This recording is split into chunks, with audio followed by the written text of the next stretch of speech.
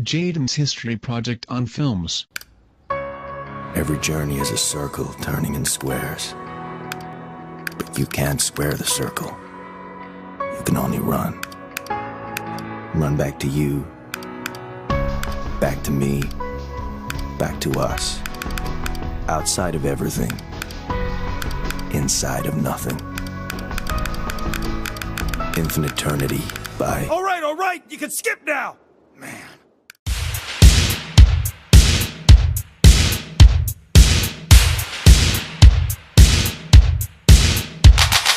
The first film was created by Edward Muybridge in 1877. He and Leland Stanford, a master horse racer, created this film by setting up 12 battery-powered cameras around a horse track.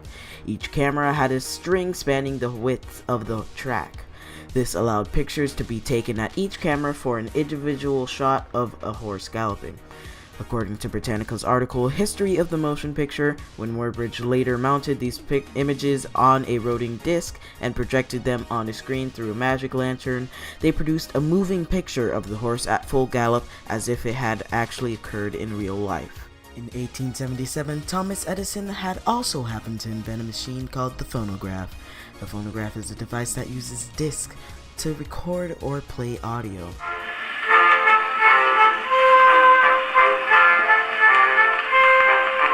Edison was soon looking for a way to pair the phonograph with some type of visual aid, which is where William Kennedy Laurie Dickson came into play.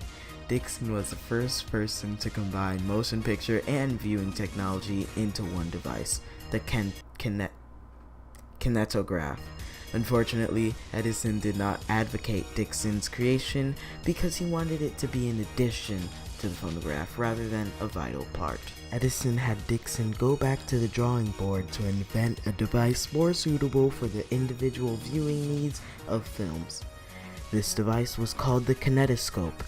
It displayed a continuous 47-foot loop of film for a single person at a time.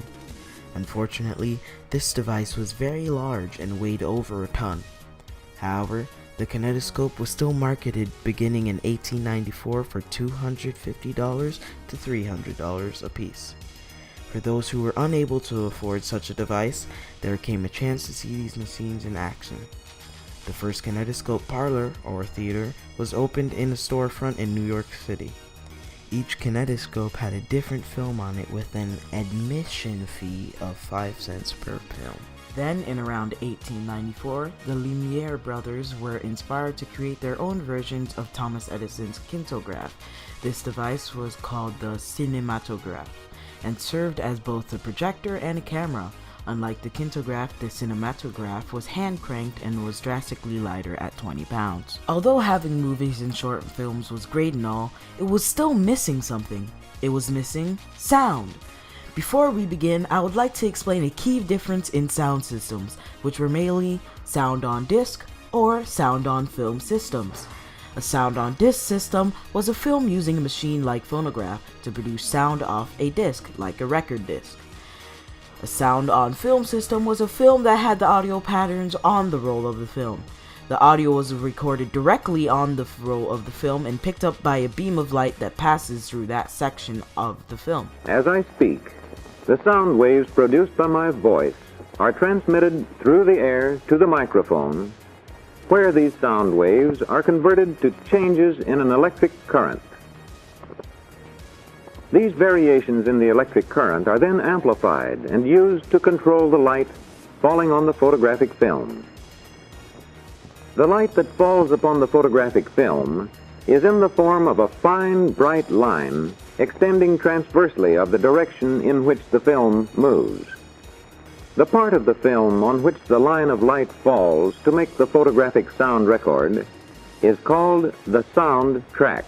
Although we already had the devices like the phonograph to project sound, it wasn't loud enough and needed amplification for long periods of use. In 1907, Lee D. Forrest perfected a device called the Audion tube. According to History of the Motion Picture, the Audion tube, a 3-element or triode vacuum tube that magnified sound and drove it through speakers so that it could be heard by a large audience. Forrest later developed a sound-on-film process patented as the phonofilm. The public became increasingly interested in films due to Forrest. However, producers thought that these talking films wouldn't bring them any profits, and soon abandoned the idea. Sound brought a major spike in the film industry with a 600% increase in sales within 3 years. Although sound was profitable, it was enormously expensive. Theaters had to completely redesign to accommodate the new systems. Workers had to be retrained or fired to find those who were able to work with the new tech. This led to companies taking in loans of up to $350 million. The quick remodeling of theaters quickly led to confusion regarding the compatibility of films. The three main competing systems, Vitaphone, Movietone, and Phonophone, were incompatible with one another. This meant that films made on a Vitaphone, for example, could only be played at a theater that supported a Vitaphone. Also, technology was changing so quickly that devices would become obsolete before they even came out of the box. These weren't the only problems, however, with films back in the day. According to History of the Motion Picture, the movies ceased to move when they began to talk. This was one of the major technical disadvantages of sound. Early microphones had a very small range to pick up sound and was very large and difficult to move. Because of this, microphones are usually hidden in one stationary area on the set. Actors were forced to speak directly into the microphone to get a clear audio track. That's not all. Early mics were also very prone to pick up any surrounding sound, the whirring of motorized cameras for example. This led to cameras being enclosed in soundproof glass boxes nicknamed ice boxes. These boxes were only 6 feet in length and width and were always very hot and stuffy. The box only allowed for a 30-degree span of pan movement from the camera, and in addition to the statue-like characters, early sound films felt very static and lifeless. Editing was also a problem during this time. Edits and imagery on a film couldn't be done without cutting out relevant audio. This led to extreme difficulty in editing films. According to Britannica, in general, cuts could be made, and the camera moved only when no sound was being recorded on the set. Luckily, most of the issues had been solved by 1933. For example, in 1931, all theaters had replaced their ice boxes with blimps. Blimps were a small soundproof enclosure for cameras. Later down the years, quieter and smaller cameras were produced, eliminating the need for these soundproof enclosures. Mics were also improved with new boom arms that allowed the actors to be followed on the set. Microphones also became more directional, allowing for less background noise while producing. Colored films were introduced at around the same time that sound was introduced to film. At first, frames were individually colored by hand. However, this process soon became obsolete as film reels became longer and demands for films grew. Then mechanized stenciling of films was introduced.